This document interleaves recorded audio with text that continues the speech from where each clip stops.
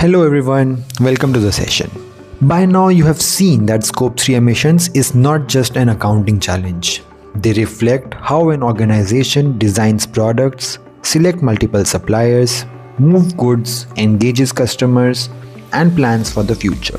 This final session brings everything together, showing how organizations evolve from simply measuring Scope 3 emissions to using them as a driver of transformation and long-term resilience. Most organizations begin their Scope 3 journey with a narrow objective: reporting.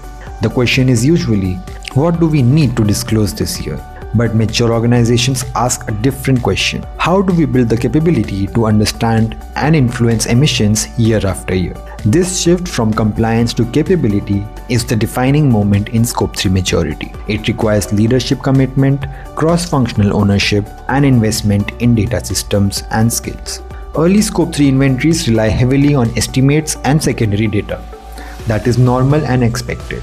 Over time, organizations improve data sophistication in three clear ways. First, coverage improves. More relevant categories are included and exclusions are reduced. Second, data quality improves. Organizations move from spend-based estimates to activity-based data and eventually to supplier-specific primary data for key categories. Third, methodologies stabilize. Assumptions are documented, emission factors are updated thoughtfully, and year-on-year comparisons made meaningfully. This progression is what turns Scope 3 data into something decision makers can trust. Scope 3 maturity cannot sit with one sustainability team alone. Procurement teams need to understand how sourcing choices affect emissions. Logistics teams need visibility into transport-related impacts. Product teams need to understand how design decisions influence the use phase and end-of-life emissions. Mature organizations invest in training internal teams on GHG concepts, embedding emissions data into procurement and supplier evaluations, and aligning sustainability goals with the commercial incentives. This is how Scope 3 accounting becomes a part of everyday business decisions. One of the most important realizations in advanced Scope 3 maturity is this: you may not control the value chain emissions, but you can shape them.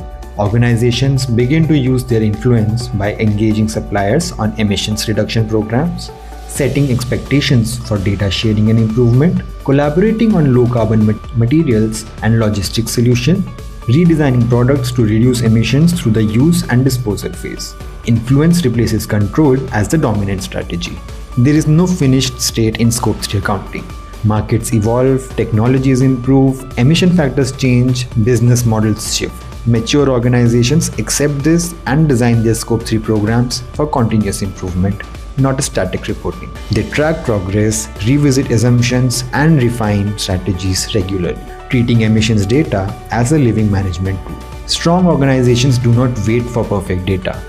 They do not treat Scope 3 as a one-off disclosure. They do not isolate sustainability from business strategy.